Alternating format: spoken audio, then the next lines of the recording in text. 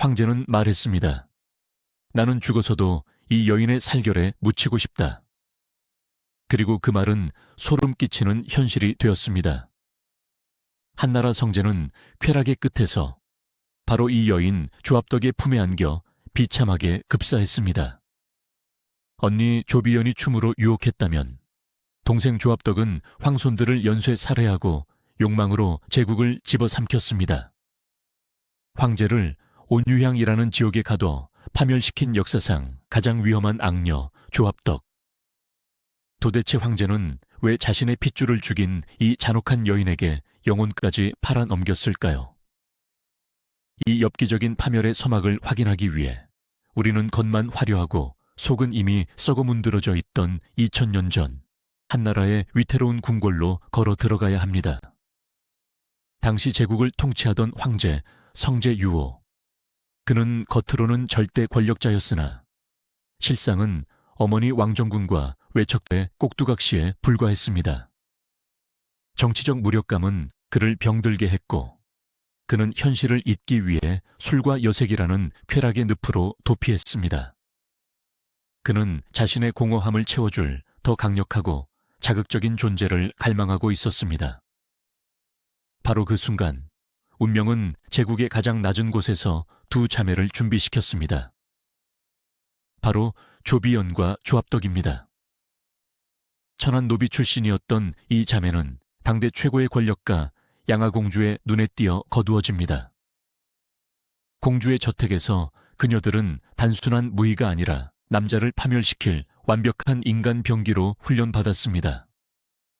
가난과 멸시 속에서 피어난 이 자매의 독한 야망은 황제의 권태와 만나 끔찍한 폭발을 일으키게 됩니다. 특히 두 자매는 서로 다른 치명적인 매력을 품고 있었습니다. 언니 조비연은 비연이라는 이름처럼 중력을 거스르는 춤소리로 시각적인 환상을 자극했고, 반면 동생 조합덕은 풍만한 몸매와 젖은 눈빛으로 남자의 원초적 본능을 뒤흔들었습니다. 언니가 하늘을 나는 선녀라면 동생은 땅의 열기를 품은 요부였던 것입니다. 세월이 흘러 기원전 18년 무렵 운명의 수레바퀴가 돌기 시작합니다. 궁궐의 답답함을 견디다 못한 성제는 신분을 숨기고 미행을 나섭니다. 호위병 몇 명만 대동한 채 그는 누이인 양아공주의 저택을 방문합니다. 공식적인 행사가 아닌 지극히 사적인 술자리였습니다. 양아공주는 황제의 기분을 맞추기 위해 자신이 아끼던 무희들을 불러 모았습니다. 화려한 연회가 시작되고 술잔이 몇 순배 돌았을 때였습니다. 악공들의 음악 소리가 바뀌고 무대 중앙으로 한 여인이 미끄러지듯 들어왔습니다. 바로 조비연이었습니다. 음악에 맞춰 그녀가 몸을 움직이기 시작하자 연회장은 순간 정적에 휩싸였습니다. 그녀의 소매 자락이 허공을 가를 때마다 황제의 시선은 못 박힌 듯 그녀를 따라갔습니다. 춤을 추는 그녀의 모습은 사람이 아니라 달빛이 빚어낸 환영 같았습니다. 그녀가 고개를 돌려 황제와 눈을 맞춘 그 짧은 찰나, 성제의 심장은 멈추는 듯 했습니다. 그동안 궁궐의 수많은 미녀들에게서 느꼈던 권태와 지루함이 그녀의 손짓 한 번에 씻은 듯이 사라졌습니다. 황제는 넋을 잃고 중얼거렸습니다. 저 여인은 누구냐? 사람이 맞느냐? 양아공주는 회심의 미소를 지으며 대답했습니다. 제 집에서 기르는 가기 조비연이라고 하옵니다. 그날 밤 황제는 궁으로 돌아가는 것을 잊었습니다. 그는 즉시 조비연을 자신의 침소로 불러들였습니다. 그리고 그날 밤의 기억은 성제의 인생을 송두리째 바꿔놓았습니다. 조비연은 단순히 춤만 잘 추는 여자가 아니었습니다. 그녀는 남자의 마음을 어떻게 요리해야 하는지, 어떻게 애태우고 어떻게 폭발시켜야 하는지를 완벽하게 알고 있었습니다. 다음 날 아침, 황제는 조비연을 자신의 감에 태워 황궁으로 데려갑니다. 이것은 파격이었습니다. 출신 성분이 불분명한, 그것도 공주 집안의 무위 출신을 황제가 직접 데려간다는 것은 전례가 없는 일이었습니다. 하지만 사랑의 눈이 먼, 아니 욕망의 눈이 먼 성재에게 관례 따위는 중요하지 않았습니다. 조비연이 입궁하던 날, 동생 조합덕은 언니의 뒷모습을 조용히 지켜보고 있었습니다. 언니가 화려한 가마를 타고 황금빛 궁궐로 들어가는 모습을 보며 조합덕은 질투나 부러움 대신 묘한 미소를 지었습니다. 그녀는 알고 있었습니다. 언니의 성공은 곧 자신의 기회라는 것을. 그리고 언니가 가진 가벼움만으로는 황제를 영원히 붙잡아둘 수 없다는 것을 영리한 조합덕은 본능적으로 꿰뚫어 보고 있었던 것입니다. 궁에 들어간 조비연은 단숨에 후궁들을 제압했습니다. 당시 황후였던 허황후와 재기 넘치던 반처변은 조비연의 적수가 되지 못했습니다. 황제는 조비연이 모는 정각 이외에는 발걸음을 하지 않았습니다. 조비연은 처별하는 높은 직첩을 받았고 황제의 사랑을 독차지했습니다. 하지만 화무시 비롱이라 했던가요. 입궁 후 얼마 지나지 않아 조비연에게 위기가 찾아옵니다. 황제의 사랑은 뜨거웠지만 그만큼 빨리 식을 수도 있는 것이었습니다. 게다가 궁궐 안에는 조비연을 시기하는 세력들이 너무나 많았습니다. 천한 기생 따위가 황제를 홀렸다는 비난이 빗발쳤고 태후 왕정군 역시 조비연을 탐탁지 않게 여겼습니다. 무엇보다 조비연을 불안하게 만든 건 자신의 매력에 익숙해져가는 황제의 눈빛이었습니다.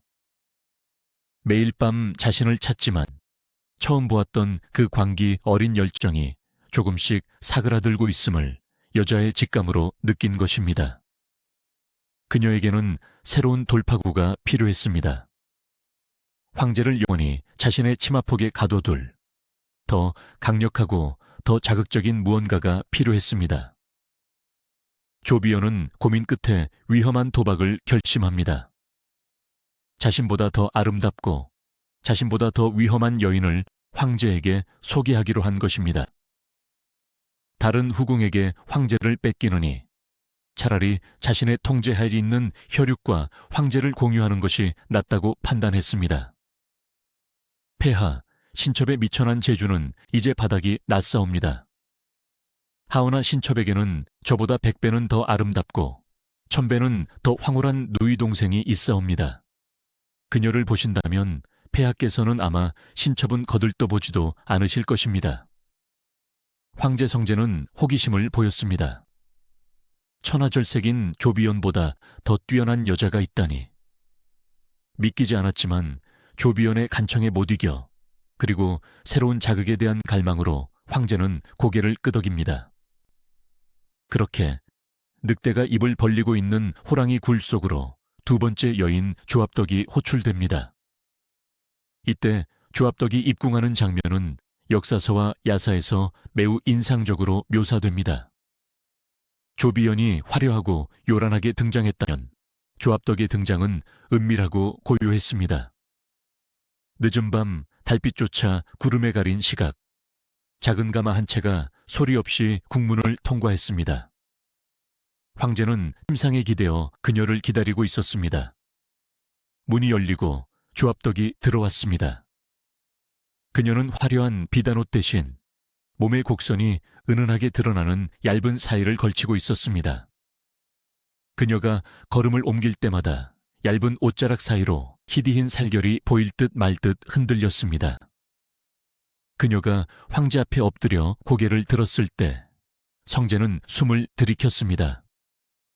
조비연이 소녀의 아름다움을 가졌다면 눈앞의 조합덕은 농익은 여인 그 자체였습니다. 그녀의 눈빛에는 부끄러움이 없었습니다. 오히려 황제를 집어삼킬 듯한 도발적인 열기가 서려 있었습니다.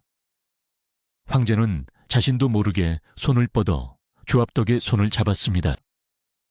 그녀의 손은 뼈가 없는 것처럼 부드럽고 따뜻했습니다. 네가 합덕이냐? 그러하옵니다, 폐하. 목소리조차 달랐습니다. 조비연의 목소리가 꾀꼬리처럼 높고 맑았다면 조합덕의 목소리는 낮고 깊게 울리는 귓가에 속삭이는 듯한 젖은 목소리였습니다. 그 순간 성재는 직감했습니다. 자신이 이제 다시는 이전의 삶으로 돌아갈 수 없음을, 이 여인이 쳐놓은 거미줄에 이미 걸려들었음을. 조합덕의 입궁, 이것은 서한 제국의 멸망을 알리는 진짜 서막이었습니다. 언니 조비연이 궁궐의 문을 열었다면 동생 조합덕은 그 문을 걸어 잠그고 궁궐을 지옥으로 만들 준비가 되어 있었습니다.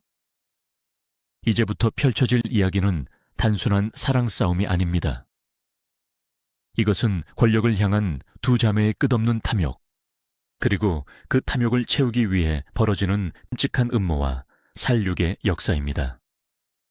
황제는 조합덕이라는 늪에 빠져 허우적대기 시작했고, 그 늪의 깊이는 누구도 가늠할 수 없었습니다. 장안의 밤은 깊었지만 미양궁의 한 구석, 조합덕이 머무는 소양궁의 불빛은 꺼질 줄 몰랐습니다. 조합덕이 입궁한 그날 밤 이후 한나라 황제 성재의 세상은 완전히 바뀌어버렸습니다. 그는 더 이상 아침 조회를 위해 일찍 일어나지 않았고, 상소문을 읽는 대신 조합덕의 머리카락을 빗겨주는 일에 몰두했습니다. 황제는 조합덕의 풍만하고 부드러운 살결에 얼굴을 묻으며 역사에 길이 남을 유명한 말을 남깁니다. 나는 늙어서 죽을 때까지 이 온유향에 묻혀 살고 싶다. 굳이 신선이 되어 구름 위를 날아다닐 필요가 무엇이겠느냐. 여기가 바로 천국인 것을.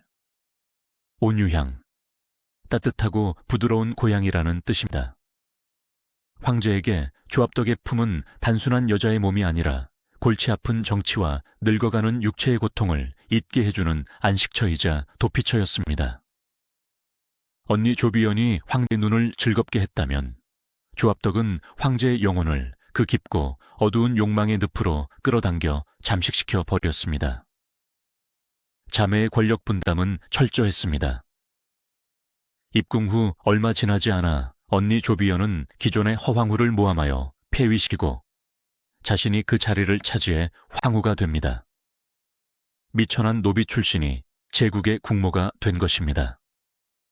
이는 유교 사회였던 한나라에서 상상조차 할 수 없는 파격이었습니다. 하지만 진정한 실세는 황후가 된 언니가 아니라 소위라는 직첩을 받은 동생 조합덕이었습니다. 황후의 자리는 명예로웠지만 차가웠고 소위의 침실은 뜨거웠습니다. 황제는 공식적인 행사가 아니면 황후의 처소에 들지 않았습니다. 밤이 되면 그는 어김없이 조합덕을 찾았습니다. 도대체 조합덕에게 어떤 매력이 있었기에 천하의 황제가 이토록 정신을 못 차렸던 것일까요? 야사에 따르면 그녀에게는 아주 은밀하고도 위험한 비밀 무기가 있었다고 합니다. 바로 향기환입니다. 야사에 따르면 조비연과 조합덕 자매는 입궁 전부터 그리고 입궁 후에도 이 신비로운 알약을 애용했다고 합니다. 사양과 고려 인삼, 그리고 사슴의 태반 등 귀한 약재를 섞어 만든 이 환약을 배꼽에 채워 넣으면 놀라운 효과가 나타났습니다. 피부는 옥처럼 매끄러워지고 땀구멍에서는 역한 냄새 대신 은은하고 달콤한 꽃향기가 배어나왔다고 합니다. 특히 조합덕은 이 약을 과도하게 사용했습니다. 그녀가 움직일 때마다 풍기는 그 묘한 향기는 최음제와 같았습니다. 황제는 그 향기에 취해 이성을 잃었습니다. 겨울밤 조합덕이 얇은 옷 하나만 걸치고 있어도 그녀의 몸에서는 뜨거운 열기와 향기가 뿜어져 나왔고 황제는 그 열기를 쬐며 추위를 잊었다고 합니다. 하지만 세상에 공짜는 없는 법입니다. 젊음과 아름다움을 유지하게 해주는 이 마법의 약에는 치명적인 독이 숨겨져 있었습니다. 향기환의 주성분인 사양은 강력한 계규작용을 하여 막힌 기운을 뚫어주지만 여성의 자궁에는 치명적인 영향을 미칩니다. 자궁을 수축시키고 차갑게 만들어 결국은 아이를 가질 수 없는 불임의 몸으로 만들어버리는 것입니다. 처음에는 두 자매도 이 사실을 심각하게 생각하지 않았습니다. 당장은 황제의 사랑을 독차지하는 것이 급했고 자신들의 젊음이 영원할 것이라 믿었기 때문입니다. 하지만 시간이 흐르며 상황은 변해갔습니다. 황제 성제의 나이는 어느덧 40줄에 들어서고 있었습니다. 고대 사회에서 40대는 이미 노년에 접어드는 시기였습니다. 하지만 황제 스레는 아들이 없었습니다. 몇 명의 황자가 태어났었지만 일찍 요절했고 현재 황실의 요람은 텅 비어 있었습니다. 황태후 왕정군을 비롯한 조정 대신들의 압박이 거세지기 시작했습니다. 폐하, 사직을 보존하시려면 후사를 보셔야 합니다. 황후 마마와 소의 마마는 어찌하여 아직 소식이 없으신 것입니까? 이 압박은 고스란히 조비연과 조압덕에게 향했습니다. 황후의 자리에 오른 조비연은 초조해졌습니다. 아들이 없다면 황제가 죽은 뒤 자신의 위치는 바람 앞에 등불이나 다름없었습니다. 그녀는 온갖 좋은 약을 먹고 전국에 용하다는 의원을 불러들였지만 소용없었습니다. 이미 향기환의 독이 자궁 깊숙이 스며든 뒤였습니다. 동생 조압덕의 불안감은 다른 종류의 것이었습니다. 그녀는 언니보다 더 영악했습니다. 그녀는 자신이 아이를 낳을 수 없다는 사실을 깨닫자마자 생존을 위한 끔찍한 계획을 세우기 시작했습니다. 내가 낳을 수 없다면 다른 년들도 낳게 해서는 안 된다. 조압덕의 사랑은 집착으로 그리고 광기로 변질되었습니다. 그녀는 황제의 일거수일투족을 감시하기 시작했습니다. 황제가 자신의 처소를 떠나 다른 후궁을 만나는 것을 극도로 경계했습니다. 하지만 황제 역시 황실대를 이어야 한다는 압박감에 시달리고 있었기에 몰래 다른 후궁들을 찾기 시작했습니다. 이때부터 궁중에는 보이지 않는 피바람이 불기 시작합니다. 후궁 감찰 시스템이라고 불러야 할까요?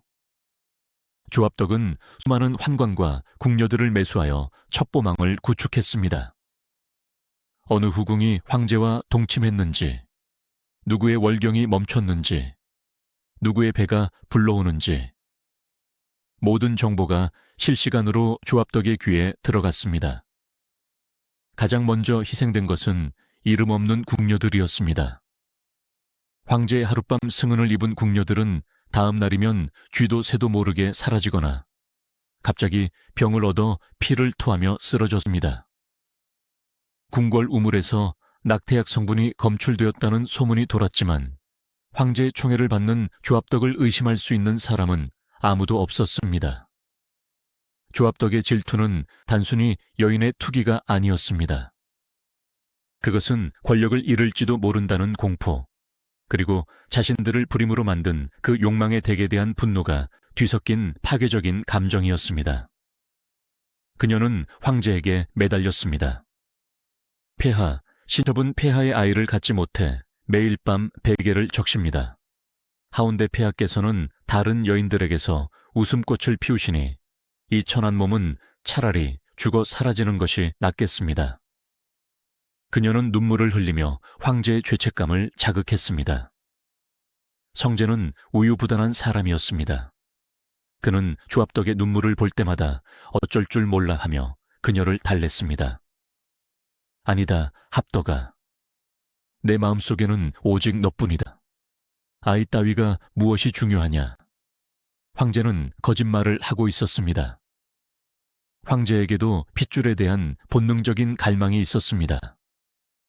하지만 눈앞에 있는 조압덕의 육체적 매력과 그녀가 뿜어내는 향기, 그리고 그 뒤에 숨겨진 서늘한 살기에 압도되어 본심을 숨겼던 것입니다. 이 불안한 평화는 오래가지 못했습니다. 기원전 12년 무렵 조압덕의 정보망에 충격적인 보고가 올라옵니다. 황제의 눈을 피해 몰래 아이를 낳아 기르고 있는 후궁이 있다는 첩보였습니다. 그것도 한 명이 아니었습니다. 허미인과 조궁, 이 두 여인이 극비리에 황제의 아들을 출산했던 것입니다. 이 소식을 들은 조압덕의 얼굴에서 미소가 사라졌습니다. 그녀는 손에 들고 있던 옥잔을 바닥에 내동댕이 쳤습니다. 옥잔이 산산조각 나는 소리와 함께 그녀의 이성도 끊어졌습니다. 감히 내 허락도 없이 황제의 씨를 받아 그녀는 이제 더 이상 향기로운 여인이 아니었습니다. 자식을 지키려는 어미의 본능과 자신의 권력을 지키려는 악녀의 본능이 정면으로 충돌하는 순간이었습니다. 이제 궁궐은 은밀한 침실이 아니라 갓 태어난 핏덩이들의 목숨을 건 도살장으로 변하려 하고 있었습니다. 조합덕은 황제를 찾았습니다. 이번에는 눈물로 호소하지 않았습니다. 그녀는 황제의 멱살을 잡을 듯한 기세로 따져 물었습니다. 폐하, 상소문이 거짓이라 하셨지요. 저만 사랑하신다 하셨지요. 그런데 밖에서 들려오는 저 아이 울음소리는 무엇입니까? 저를 기만하고 딴 살림을 차리신 겁니까? 성제는 당황했습니다. 천하의 황제가 후궁의 기세에 눌려 식은땀을 흘렸습니다. 합덕아, 진정해라. 그것이 어쩌다 보니. 선택하세요, 폐하. 저입니까? 아니면 그 천한 것들이 낳은 핏덩이들입니까? 만약 그 아이들을 살려두신다면 저는 이 자리에서 혀를 깨물고 죽어버리겠습니다. 황제는 딜레마에 빠졌습니다. 늦게나마 얻은 소중한 아들들입니다. 하지만 눈앞에 조합덕이 없이는 단 하루도 살 수 없을 것 같았습니다. 그녀의 육체, 그녀의 향기, 그녀가 주는 쾌락은 이미 마약처럼 황제의 뇌를 지배하고 있었습니다. 무거운 침묵이 황궁을 짓누르고 있었습니다. 창밖에는 궂은 비가 내리고 있었고 황제 성제의 마음속에도 씻을 수 없는 죄악의 빗물이 고이기 시작했습니다. 조합덕의 서슬 퍼런 협박 앞에 선 황제. 그는 제국의 주인이었으나 사랑이라는 이름의 독에 중독된 노에 불과했습니다. 나입니까? 아이입니까? 이 잔인한 양자택일 앞에서 성제는 결국 무릎을 꿇었습니다. 이것은 단순한 패배가 아니었습니다. 아버지로서의 자격을 포기한 것이자 인간으로서의 마지막 양심을 저버린 순간이었습니다. 첫 번째 비극의 주인공은 궁녀 조궁이었습니다. 조궁은 본래 황태후를 모시는 궁녀로 그를 알고 예의가 바른 여인이었습니다. 황제가 우연히 그녀에게 승은을 입혔고 기적처럼 아이가 들어섰습니다. 10달 뒤 그녀는 건강한 아들을 출산했습니다. 이 소식은 황제에게 가뭄 끝의 단비와도 같았습니다. 드디어 자신을 닮은 핏줄이 태어난 것입니다. 하지만 기쁨도 잠시, 이 비밀은 곧바로 조합덕의 정보망인 액정옥의 환관들에게 포착됩니다. 보고를 받은 조합덕은 격분했습니다. 그녀는 즉시 황제에게 달려가 악을 썼습니다. 폐하, 천한 노비 출신이 어디서 감히 황손을 낳습니까? 그 아이가 자라면 제 자리를 위협하고 훗날 저를 죽일 것이 뻔합니다. 지금 당장 처리하지 않으시면 제가 먼저 죽어버리겠습니다. 성제는 곤혹스러웠습니다. 한쪽에는 갓 태어난 자신의 아들이, 다른 한쪽에는 자신이 세상에서 가장 사랑하는 여인 조합덕이 있었습니다. 그는 망설였습니다. 그러나 조합덕은 식음을 전폐하고 자의 소동까지 버리며 황제를 몰아세웠습니다. 결국 황제는 떨리는 손으로 칙서를 내립니다. 중앙문 전객에게 명령을 내렸습니다. 내용은 끔찍할 정도로 간단했습니다. 조궁과 아이를 처리하라. 환관 전객조차 이 명령에는 주저했습니다. 아무리 황명에 엄중하다지만 죄 없는 갓난아이를 죽이는 일이었으니까요. 그는 황제에게 다시 묻습니다. 폐하, 정말로 아이까지 입니까? 황제는 고개를 돌린 채 대답하지 못하고 손짓으로 나가라는 신용만 했습니다. 그것은 암묵적인 동의였습니다.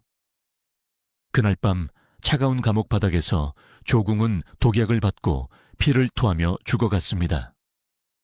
그리고 그녀의 품에 안겨있던 갓난아기는 사서의 정확한 살해 방법은 기록되어 있지 않으나 엄이 잃은 아이는 며칠을 굶주리다 죽었거나 혹은 누군가의 손에 의해 질식사했을 것으로 추정됩니다. 황제의 첫 번째 아들은 이름조차 갖지 못한 채 그렇게 사라졌습니다. 이 사건은 궁궐 내부에 엄청난 공포를 불러왔습니다. 황제의 아이를 낳으면 죽는다. 이 끔찍한 공식이 성립된 것입니다. 하지만 비극은 여기서 끝나지 않았습니다. 인간의 생명력은 끈질긴 법이라 또 다른 생명이 잉태되고 있었기 때문입니다. 기원전 11년, 이번에는 허미인이 아들을 낳았습니다. 허미인은 폐위된 허황후의 조카로 명문가 출신이었습니다. 성제는 이번만큼은 아들을 지키고 싶었습니다. 조궁 때와 같은 실수를 반복하고 싶지 않았던 것입니다. 황제는 치밀하게 움직였습니다. 아이가 태어나자마자 궁궐 밖에 안전한 곳으로 빼돌리려 했고 믿을 수 있는 의원들을 보내 아이를 돌보게 했습니다. 심지어 조합덕의 눈을 피하기 위해 가짜 정보를 흘리기도 했습니다. 하지만 조합덕의 정보망은 황제의 생각보다 훨씬 촘촘했습니다. 아이가 태어난 지 얼마 지나지 않아 조합덕은 모든 사실을 알아차렸습니다. 이번에는 단순히 화를 내는 수준이 아니었습니다. 그녀는 황제의 침소에 들이닥쳐 물건을 부수고 옷을 찢으며 광란의 밤을 보냈습니다. 폐하께서 저를 죽이셨습니다. 저를 바보로 아십니까? 어디서 굴러먹던 여자가 또 아이를 낳았다니요. 그 아이를 당장 제 앞에 데려오지 않으면 저는 이 궁을 불지르고 죽어버리겠습니다. 성제는 빌었습니다. 제국의 황제가 후궁의 발 아래 엎드려 사정했습니다. 합덕아, 제발 이번만은 눈 감아다오. 그 아이는 내 핏줄이다. 내 나이 이제 40이다. 대를 이을 아들 하쯤은 있어야 하지 않겠느냐. 하지만 조합덕의 눈에는 살기만이 번들거렸습니다. 그녀에게 황제의 핏줄은 왕조의 미래가 아니라 자신의 독점적인 사랑을 방해하는 불순물일 뿐이었습니다. 그녀의 논리는 섬뜩했습니다. 폐하께는 저와 언니가 있지 않습니까? 저희가 폐하의 가족입니다. 다른 여자의 배에서 나온 자식은 폐하의 자식이 아니라 우리의 사랑을 더럽히는 잡초일 뿐입니다.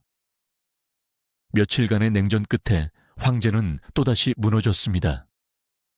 조합덕이 그를 받아주지 않자 금단 증상처럼 불안 증세를 보였던 것입니다.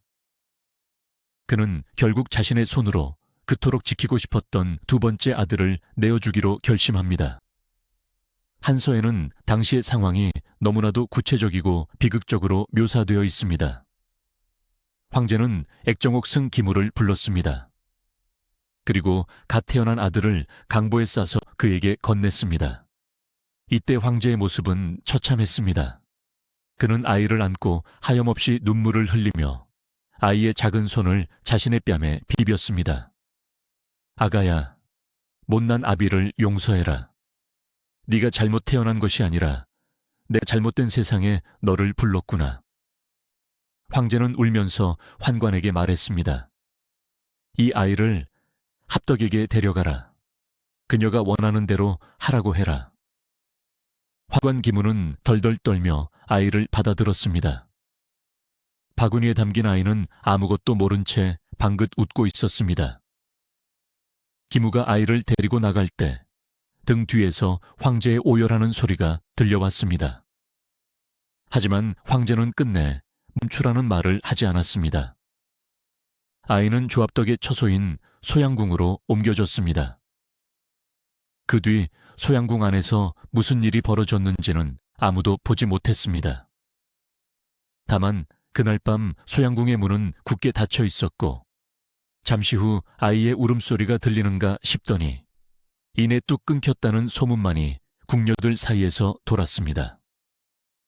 다음 날 조압덕은 아무 일도 없었다는 듯 화사한 얼굴로 황제를 맞이했습니다.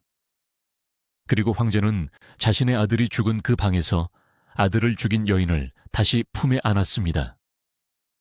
이것은 황가 멸종이었습니다. 조압덕은 단순히 경쟁자를 제거한 것이 아니었습니다.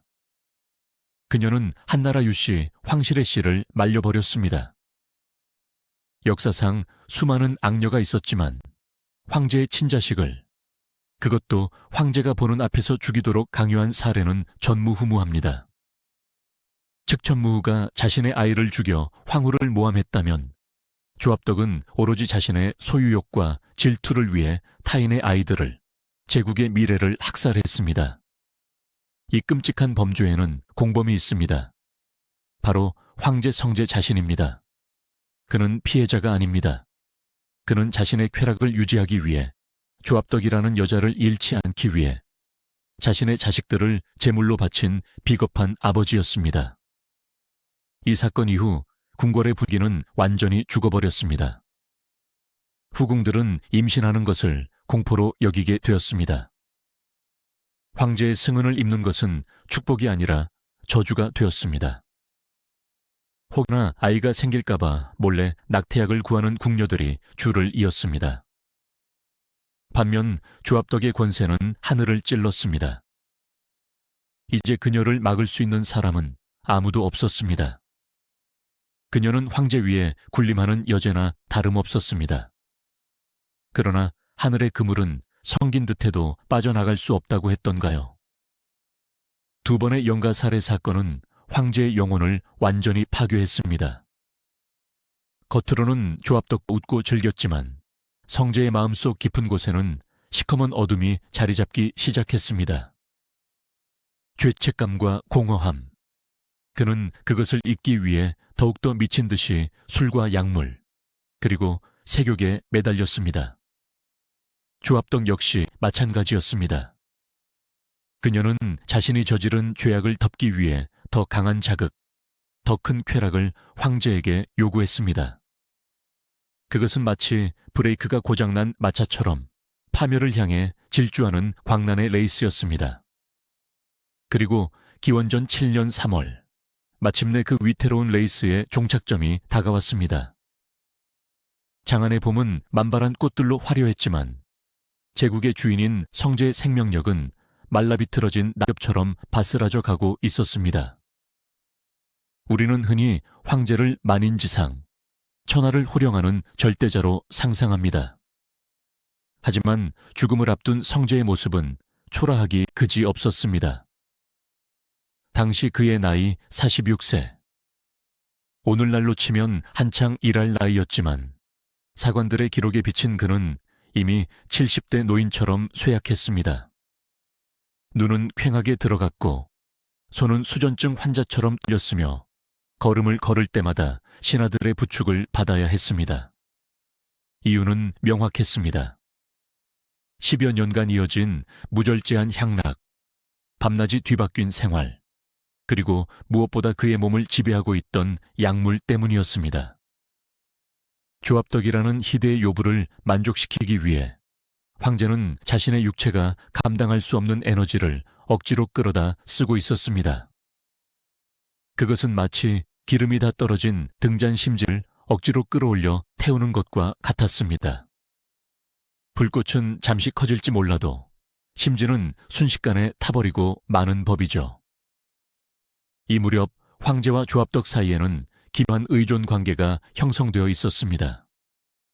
황제는 조압덕 없이는 잠을 잘 수도, 밥을 먹을 수도, 심지어 남자로서의 기능을 할 수도 없는 지경에 이르렀습니다. 반대로 조압덕에게 황제는 자신의 권력을 유지시켜주는 유일한 생명줄이자 끊임없이 쾌락을 공급해야 하는 숙주였습니다. 그녀의 처소인 소양궁 깊은 곳에는 아무도 모르는 비밀 상자가 하나 있었습니다. 그 안에는 황제의 마지막 남은 정기를 쥐어짤 치명적인 비약이 들어있었습니다. 야사에서는 이 약을 신선교 또는 즉기환이라 부릅니다. 이 약의 효능은 실로 놀라웠다고 전해집니다. 단 한 알만 먹어도 죽어가던 사람이 벌떡 일어나고 늙은이가 청년의 힘을 되찾는다는 전설의 춘약이었습니다. 하지만 그 원리는 간단했습니다. 인체의 말초신경을 극도로 자극하고 심장 박동을 강제로 빠르게 하여 일시적인 흥분 상태를 만드는 것입니다. 즉, 생명의 에너지를 가불해서 쓰는 독약이나 다름없었습니다. 운명의 날인 기원전 7년 3월 18일. 이날 밤의 기록은 중국 역사상 가장 미스터리하고도 충격적인 밀실 사망 사건으로 남아 있습니다. 저녁 무렵부터 황제는 조합덕의 처소에서 술을 마셨습니다. 분위기는 여느 때와 다름없어 보였습니다. 촛불은 은은하게 타올랐고 악공들의 음악 소리가 흘러나왔습니다. 하지만 황제의 표정은 어두웠습니다. 그날따라 황제는 유독 피로를 호소했습니다. 술잔을 드는 손조차 무거워 보였습니다. 합덕아, 이상하구나. 오늘은 술이 달지가 않다. 몸이 청은망은 무겁고 가슴이 답답하구나. 조합덕은 황제의 술잔에 술을 따르며 그를 달랬습니다. 폐하, 며칠 동안 정무에 시달리셔서 그렇습니다. 오늘 밤은 신첩이 폐하의 피로를 말끔히 씻어 드리겠나이다. 하지만 황제의 몸은 마음대로 움직이지 않았습니다. 조합덕의 매혹적인 눈빛과 손길에도 황제의 육체는 반응하지 않았습니다. 이미 한계에 다다른 것이었습니다. 황제는 초조해졌습니다. 자신이 사랑하는 여자 앞에서 무기력한 노인이 되었다는 사실을 견딜 수 없었습니다. 자존심이 상한 황제는 결국 금기를 꺼내듭니다. 약을 다오. 조합덕은 잠시 주저했습니다. 그녀도 알고 있었습니다. 황제의 안색이 심상치 않다는 것을요. 평소에는 한 알, 많아야 두 알 정도로 조절해 왔습니다. 하지만 오늘 황제의 상태는 약으로 해결될 수준이 아니었습니다. 폐하, 오늘은 그냥 쉬시는 것이 좋겠습니다. 안색이 너무 창백하십니다. 하지만 황제는 고집을 피웠습니다. 약 기운에 의존해온 중독자의 전형적인 모습이었습니다. 아니다. 나는 괜찮다. 그저 조금 지쳤을 뿐이야. 어서 약을 가져오라. 내 너를 기쁘게 해주어야 하지 않겠느냐. 황제의 재촉에 조합덕은 결국 비밀 상자를 열었습니다. 붉은 빛이 도는 둥근 환약, 신선교 7알이 손바닥 위에 놓였습니다. 원칙적으로는 한 번에 하나를 복용해야 했습니다. 그런데 이날 밤 황제는 이성을 잃고 말았습니다. 약효가 빨리 나타나지 않자 그는 조합덕의 손에 있던 약을 낚아채듯 가져가 입안으로 털어 넣었습니다. 폐하, 너무 많습니다. 조합덕이 말릴 새도 없이 황제는 독한 술과 함께 7알의 환약을 한꺼번에 삼켜버렸습니다. 정량의 7배, 치사량을 훌쩍 넘는 양이었습니다. 잠시 후 약효가 돌기 시작했습니다. 창백했던 황제의 얼굴에 붉은 홍조가 돌기 시작했습니다. 꺼져가던 눈동자의 기이한 광채가 서렸습니다. 황제는 갑자기 자리에서 벌떡 일어났습니다. 그리고 큰 소리로 웃으며 외쳤습니다. 그래, 바로 이거다. 힘이 솟는구나. 마치 내 몸에 불이 붙은 것 같아. 그것은 건강한 활력이 아니었습니다. 죽기 직전의 촛불이 마지막으로 화려하게 타오르는 현상, 바로 회광반조였습니다. 심장은 미친 듯이 펌프질을 해대며 혈액을 전신으로 쏘보냈고 뇌는 도파민에 절여져 현실 감각을 마비시켰습니다. 황제는 옷을 벗어 던지고 조합덕을 끌어안았습니다. 그날 밤 소양궁의 침실에서는 짐승의 울부짖음 같은 거친 숨소리가 밤새도록 이어졌습니다. 황제는 지치지 않았습니다. 아니, 지칠 수가 없었습니다. 약물이 강제로 그의 신경을 붙들고 있었으니까요. 조합덕조차 황제의 괴력에 두려움을 느낄 정도였다고 합니다. 평소에 유약한 황제가 아닌 마치 다른 존재가 빙의된 것만 같았기 때문입니다. 새벽 4시경, 광란의 밤이 지고 폭풍 같은 정사가 끝났습니다. 황제는 만족스러운 표정으로 침상에 쓰러지듯 누웠습니다. 땀으로 흠뻑 젖은 그의 몸은 식어가고 있었지만 입께는 미소가 걸려 있었습니다. 그는 조합덕의 손을 잡으려 했습니다. 합덕아, 좋다. 참으로 좋구나. 그것이 황제의 마지막 말이었습니다. 황제는 잠시 뒤척이는가 싶더니 갑자기 몸을 탁 하고 튕기며 경직되었습니다. 조합덕은 처음에 황제가 장난을 치거나 쾌락의 여운을 즐기는 줄 알았습니다. 그녀는 황제의 가슴에 얼굴을 묻으며 애교 섞인 목소리로 속삭였습니다. 폐하, 이제 주무실 시간입니다. 날이 밝으면 조회를. 하지만 황제의 대답은 없었습니다. 이상한 낌새를 느낀 조합덕이 고개를 들어 황제의 얼굴을 보았을 때 그녀는 비명을 지를 뻔했습니다. 황제의 눈은 흰자위만 보인 채 뒤집혀 있었고 입에서는 허연 거품이 보글거리고 있었습니다.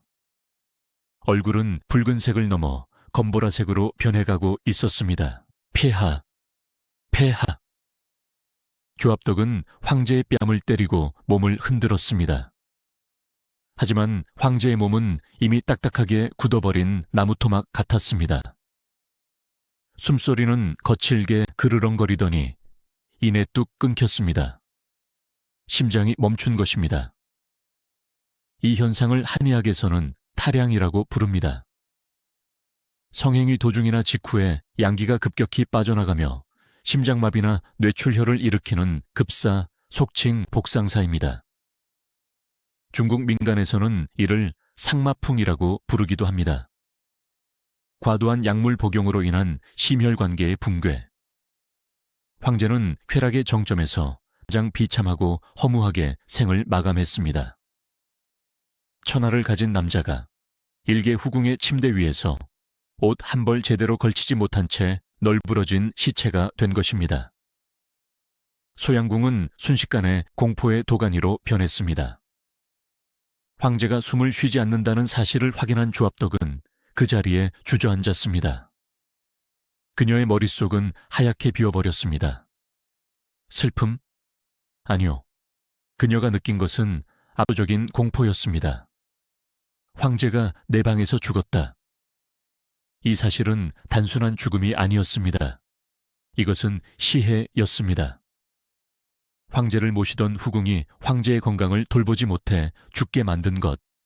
그것도 정체불명의 약물을 먹이고 과도한 성관계를 하다가 죽게 만든 것은 변명의 여지 없는 대역죄였습니다. 게다가 그녀에게는 이미 황자들을 살해했다는 혐의까지 씌워져 있었습니다. 황제라는 유일한 방패막이가 사라진 지금 그녀는 늑대떼 앞에 던져진 양이나 다름없었습니다. 조합덕은 떨리는 손으로 황제의 옷을 수습하려 했습니다. 하지만 굳어버린 황제의 팔다리는 펴지지 않았습니다. 그녀는 시녀들을 불렀습니다. 폐하께서 일어나지 않으신다. 어이를, 아니, 아무도 부르지 마라. 일단 문을 걸어 잠그라. 그녀는 혼란스러웠습니다. 이 사실이 밖으로 새어나가는 순간 왕태후의 병사들이 들이닥칠 것이 뻔했습니다. 그녀는 밤새 식어가는 황제의 시신 곁에서 생각하고 또 생각했습니다. 도망칠 것인가? 아니면 맞서 싸울 것인가? 하지만 궁궐은 거대한 감옥이었습니다. 도망칠 곳은 없었습니다. 날이 밝았습니다. 황제가 기상할 시간이 지났지만 소양궁 문은 열리지 않았습니다. 밖에서 대기하던 내관들이 의아해하며 문을 두드렸습니다. 폐하, 기침하실 시각이옵니다. 묵묵부답. 불길한 예감이 감돌았습니다. 결국 내관들이 문을 열고 들어왔을 때 그들이 목격한 것은 싸늘하게 식은 황제의 시신과 그 옆에 넋을 잃고 앉아있는 조합덕의 모습이었습니다. 황제의 붕어 소식은 삽시간에 궁궐 전체로 퍼져나갔습니다. 황제께서 소위의 처소에서 급사하셨다. 약물을 과다 복용하고 색을 즐기다 돌아가셨다더라. 요녀가 황제의 정기를 빨아먹어 죽인 것이다. 온갖 흉흉한 소문이 꼬리에 꼬리를 물었습니다. 그리고 그 소문의 끝은 단 한 사람, 조합덕을 겨냥하고 있었습니다. 황태우 왕정군은 황제의 죽음을 보고받고 대노했습니다. 그녀는 즉시 대삼아 왕망과 신료들을 소집했습니다. 그리고 서슬 퍼런 명령을 내립니다. 황제의 죽음이 석연치 않다. 평소 건강하던 황제가 어찌 하룻밤 사이에 급사할 수 있단 말이냐. 이것은 명백히 요사스러운 계집이 황제를 해친 것이다. 당장 소의 조합덕을 하옥하고 철저히 국문하여 죄를 물으라. 조사관들이 들이닥치기 직전 조합덕은 자신의 운명을 직감했습니다. 그녀는 마지막으로 황제의 얼굴을 내려다보았습니다. 어젯밤까지만 해도 자신을 안으며 사랑을 속삭이던 남자. 이제는 차가운 고깃덩어리가 되어버린 남자. 그녀는 황제 뺨을 쓰다듬으며 중얼거렸습니다. 폐하, 약속하지 않으셨습니까? 저와 영원히 함께하겠다고. 저를 지켜주겠다고. 그런데 저만 남겨두고 이렇게 가버리시면 저는 어찌합니까? 하지만 눈물은 오래가지 않았습니다. 조합덕은 본래 강인하고 오만한 여인이었습니다. 그녀는 눈물을 닦고 일어섰습니다. 그녀의 눈빛이 다시 차갑게 빛나기 시작했습니다. 내 몸의 더러운 관리들의 손을 타게 할 수는 없다. 나는 황제의 여인이다. 죽음조차 내가 선택할 것이다. 그녀는 황제가 남기고 간 마지막 선물, 즉 죽음이라는 선물을 받아들일 준비를 했습니다.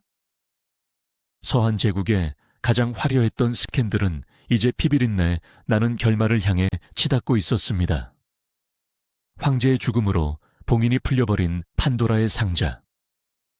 그 안에서 튀나올 제국의 파멸과 조합덕의 마지막 선택. 미양궁의 아침은 밝았지만 그 빛은 차가웠습니다. 황제 성제의 붕어 소식은 삽시간에 장안성을 뒤흔들었습니다. 어제까지만 해도 천하를 호령하던 절대 권력자가 하루아침에 싸늘한 죽음이 되어 돌아왔습니다. 그것도 가장 총애하던 후궁의 침실에서 쾌락의 끝자락을 붙잡은 채 말입니다. 황제의 시신이 소양궁에서 실려올 때 궁궐의 분위기는 침통함보다는 기이한 긴장감에 휩싸여 있었습니다. 슬픔에 잠긴 곡소리 너머로 날카로운 칼을 가는 소리가 들려오는 듯 했습니다. 그것은 바로 태왕태후 왕정군과 그녀의 친족들이 복수의 칼날을 뽑아드는 소리였습니다. 왕정군은 서한 제국을 실질적으로 지배해 온 여걸이었습니다. 그녀는 아들 성제의 방탕함을 오랫동안 참아왔습니다. 하지만 황제가 후사 한 명 남기지 않고 급사하자 그녀의 인내심은 바닥났습니다. 그녀에게 아들의 죽음은 단순한 비극이 아니라 조씨 자매라는 요녀들이 저지른 왕실 능멸 사건이었습니다. 황제의 옥체에 털끝만한 상처도 없는데 급사를 하였다. 이는 필시 방중술에 미쳐 약물을 남용한 탓이다. 그 약을 먹인 자가 누구냐? 그 쾌락을 부추긴 자가 누구냐? 당장 조사하라. 왕정군의 명이 떨어지자마자 조정은 계엄령이 선포된 듯 긴박하게 돌아갔습니다. 조사를 맡은 책임자는 대사마 왕망이었습니다. 훗날 한나라를 무너뜨리고 신나라를 세우게 될 야심가 왕망. 그는 도덕군자처럼 행세하며 이 사건을 자신의 정치적 입지를 다지는 기회로 삼았습니다. 왕망은 주저하지 않았습니다. 그는 즉시 군사들을 풀어 소양궁을 포위했습니다. 개미 새끼 한 마리도 빠져나가지 못하게 하라. 조압덕의 수족과도 같았던 환관들과 궁녀들이 줄줄이 끌려갔습니다. 지하 감옥인 액정옥에서는 비명이 끊이지 않았습니다. 고문의 강도는 처참했습니다. 살점이 뜯겨나가고 뼈가 부러지는 고통 속에서 그동안 조압덕이 은폐해왔던 끔찍한 진실들이 하나둘씩 튀어나오기 시작했습니다. 소의 마마께서 황제에게 춘약을 먹였습니다. 조궁과 허미인이 낳은 황자들을 죽이라고 사주하신 분은 바로 합덕 마마입니다. 저희는 그저 시킨 대로 했을 뿐입니다. 살려주십시오. 진실은 소문보다 훨씬 더 추악했습니다.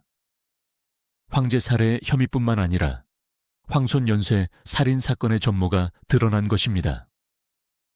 이 보고를 받은 조정 대신들은 경악을 금치 못했습니다. 이것은 단순한 후궁의 비행이 아니라 국가 전복을 꾀한 대역죄였습니다. 화살 끝은 이제 단 한 사람, 소양궁의 주인 조압덕을 향해 좁혀지고 있었습니다. 그 시각 조압덕은 텅 빈 소양궁에 홀로 남아 있었습니다. 어제까지만 해도 황제의 웃음소리와 악공들의 연주소리로 가득 찼던 그 화려한 궁전은 이제 거대한 무덤처럼 고요했습니다. 그녀는 알고 있었습니다. 자신을 지켜주던 유일한 방패, 황제 성제가 사라진 이상 자신은 도간에 든 쥐라는 것을요. 그녀는 거울 앞에 앉았습니다. 거울 속의 여인은 여전히 아름다웠습니다. 풍만한 곡선, 매끄러운 피부, 사람을 홀리는 눈빛.